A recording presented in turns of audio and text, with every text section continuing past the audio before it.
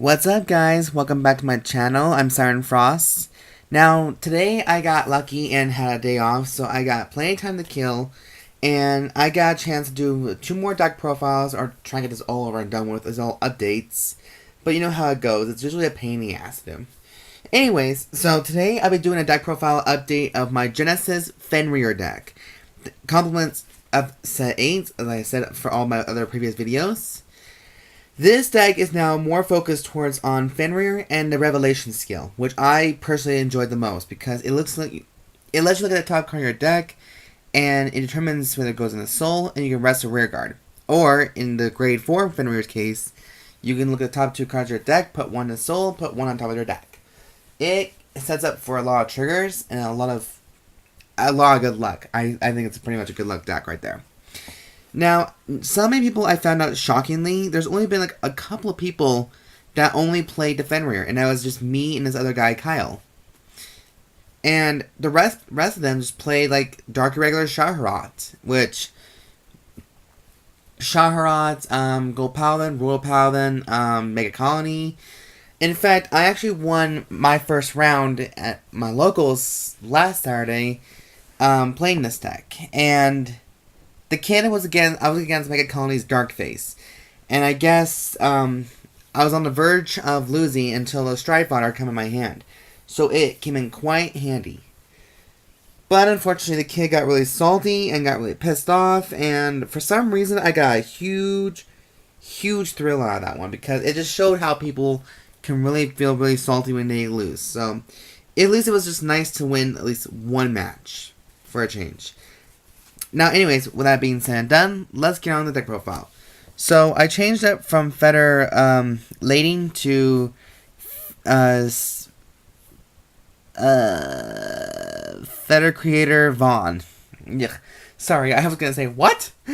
Anyways, this is a new Revelation skill, and this deck is comprised of Shoma Shinome's Revelation deck on the enemy. So, of course I'm going to copy it a little bit and just, give it a little bit some flair.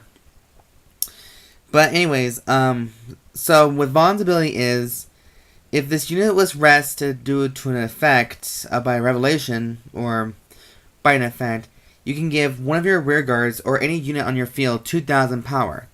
And then during break 1, whenever revealing a normal unit during your drive check, you shove it in your soul and you draw 1 card. So that, to me alone, it gives a really huge bonus, and it helps you strengthen your hand twice more.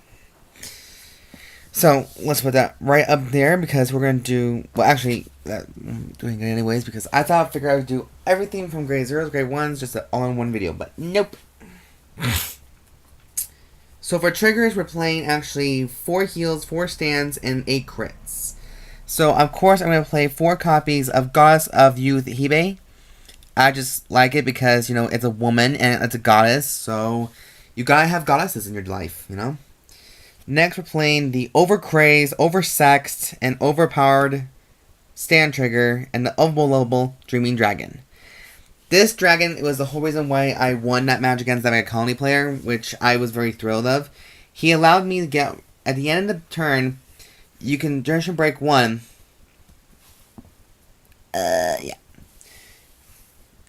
you can you put him back on top of your deck, and you can put all your cards from your drop zone back into your deck. And if you have 10 or more cards that were due to his effect, you draw a free card. So, he is an excellent card to have in this deck, and originally I was going to plan on doing 12 crits, like always, because 12 crits is my game. But there are some stand triggers that are actually worth deemable to just play, There's not really a big loss about that. So, anyways, and then for the rest of the time, we're playing 8 crits, which is playing 4 copies of Stake Fetter Thviti. He is the Fenrir crit trigger, which I'm very lucky enough to have in possession of him, which is pretty much awesome right there. And then finally, we're playing 4 copies of Battlemane Kukurihime, because we want to strengthen our soul, and we also want to give the rear guards like 3k power, so that's just the style that we prefer. So, yeah. 4 heals, 4 stands, and 8 crits. And let's straighten the camera because we're trying to focus on Dark Alice here because she's so a little sexy. Now for grade 1s, we're playing the Fenrir grade 1, which is Shackle Fenrir Gelgja. 4 copies of him. And his skill is a very shocking one too, a very good one. But first off, he has Revelation, so whenever he's placed in a rearguard circle, you look at the top card of your deck, either place it in the soul or leave it on top. And if you do put it in the soul, you rest 1 rearguard. Now his active skill is from the soul. You put this card back in the bottom of on the bottom of your deck, to the bottom of your deck, and as long as you, and then you can choose one of your rearguards that is resting and restand it. And if you do, that unit gets plus 3,000 power. And if you have a Vanguard with Fenrir in its name, you soul charge 2. And then you can choose one of your other rearguards and it gains 3,000 power. So this unit lets you restand a rearguard, and it also helps you to get more soul charging in the soul. That's why I think he's pretty much awesome sauce. Next, we're playing 4 copies of Mythic Beast Skoll. He is the Fenrir stride fodder. Let's put these all up here so we make some extra rooms and space. So yeah, 4 of the little cute little white wolf right here, which I love. And this is a shout out to Jane Storm. If he actually watches this, he knows that he's going to be very over-psyched when I post this video because he loves the hell out of wolves. And these wolfies are going to make him feel a little bit more better.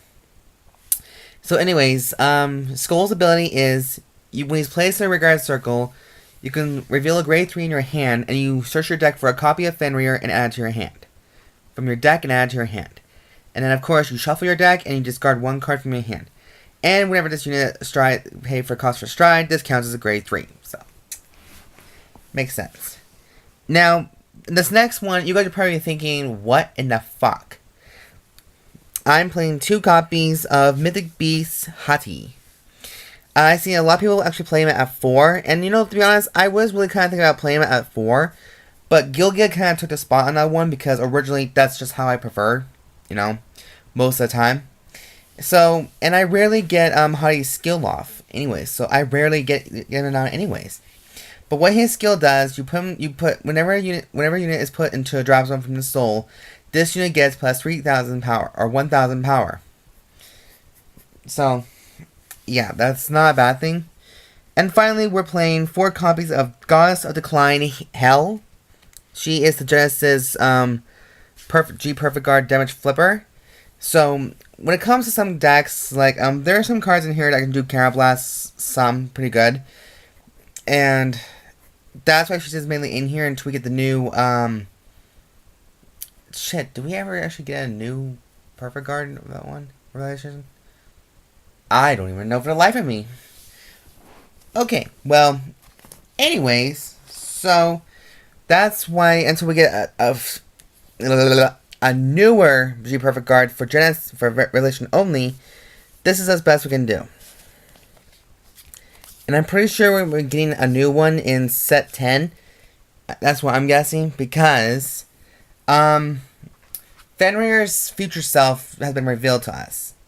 And we also now going to get a cross-stride version of him if we're lucky enough in set 10. So hopefully this game will last a little bit longer before it actually hits off the market. That's just a rumor I've been hearing about. For grade 2s, we're playing 4 copies of the grade 2 Fenrir card. Boulder Fetter Gjoll. Gjoll also has a revelation.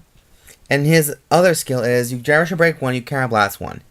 Whenever this unit is placed on a rearguard circle, if you have a Vanguard with Fenrir in its name, this unit gets plus 4,000 power. And an auto skill, for 1 turn only. You soul blast 3 cards. When this unit attacks a Vanguard, attacks, you may pay the cost. If you do, draw a card. So he allows you to get more cards in your hand too. So that's a really good thing to have. Because if you think about it, we actually have Vaughn to draw a card. Gjoll draw a card.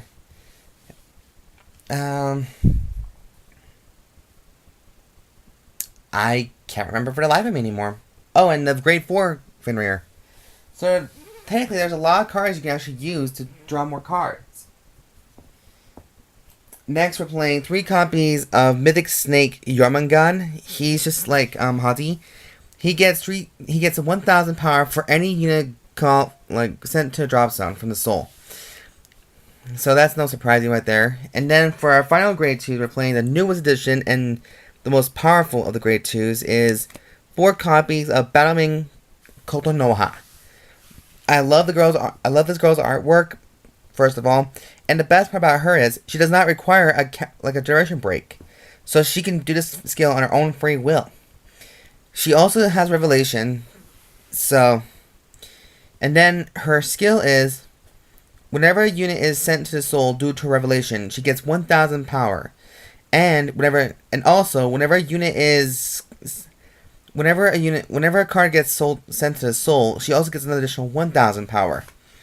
So basically, from both the soul charging and the revelation skill, she also can get 2,000 power at all times. So I'm actually loving this. So that's. Now I know so many people would be thinking like, isn't that a little too overkill or just not that good? Like you need more, but this is my playstyle, so everyone has their own free will. Next, for grade 3, we're playing the Avatar of Veracity and Ruination, which is 4 copies of Mythic Beast Fenrir, the main boss of the deck. His stride skill is you Soul Charge 3, and whenever a unit is Soul Blast, you can Counter Blast 1 and use Superior Call a unit. Superior Call. So, and Duration Break 2 is... excuse me. Whenever Duration Break 2 is, you Soul Blast 3 cards, and this unit gets +1 critical. And your opponent can't call any grade 1s or higher units to a Guardian Circle. So he does gain a Glory skill, which I think is pretty damn good.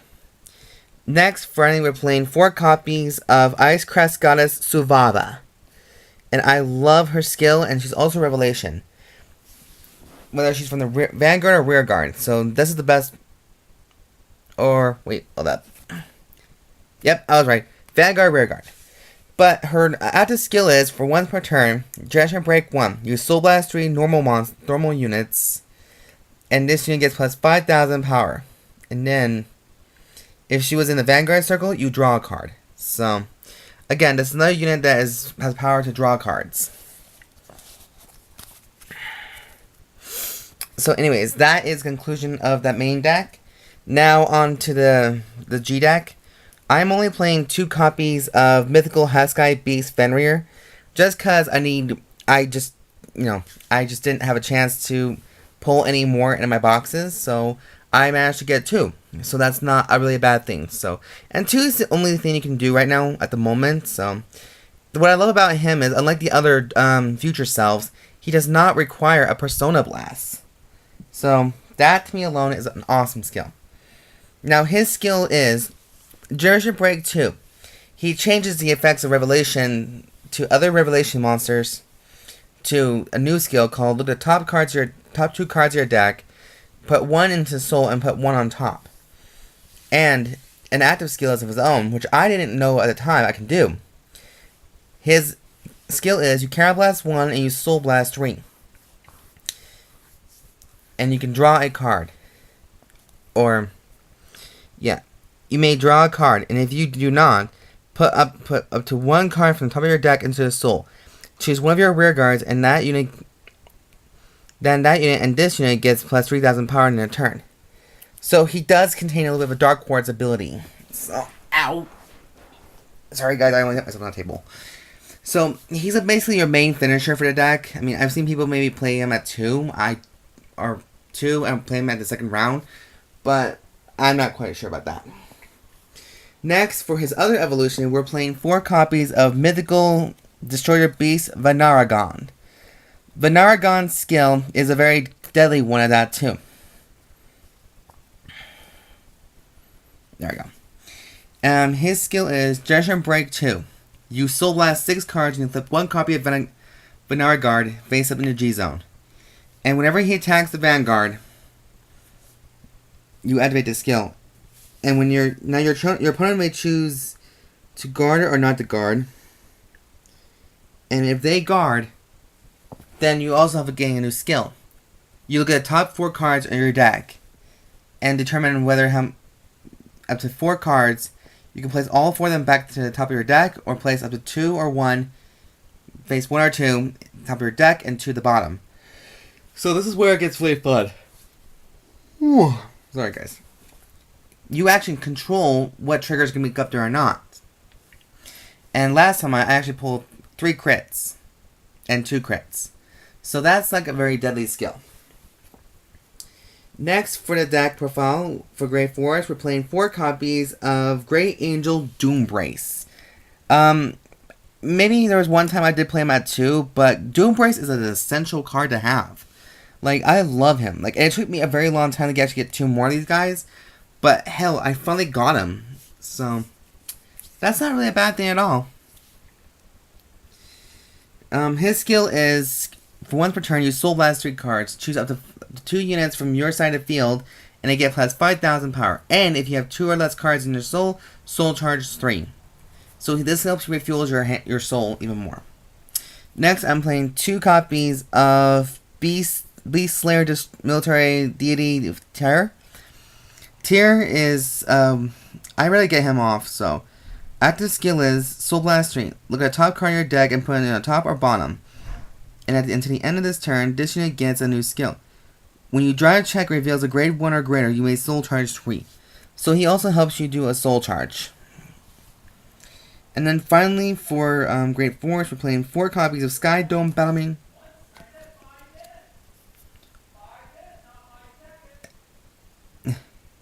Sky Dome Battlemane Hanasatsuki. And this is what the new one came from set 8. And her skill is, when this unit is placed on Guardian's Circle, choose one of your rear guards. And if you have the card of the same name in your soul, this unit gets plus 10,000 power in that battle. Which I rarely get that on a rare occasion, so that's not really a bad thing. And I love that new skill anyways. So, anyways guys, that is conclusion of the Fenrir Stride upgraded G deck and the deck itself.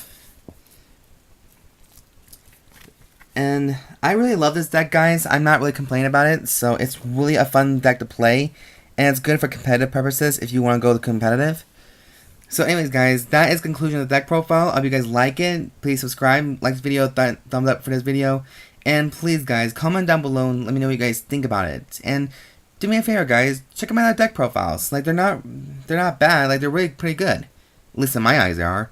Anyways, guys, I'm Siren Frost. Thank you guys for watching, and thank you guys for watching for your support, and I'll see you guys next time. Bye!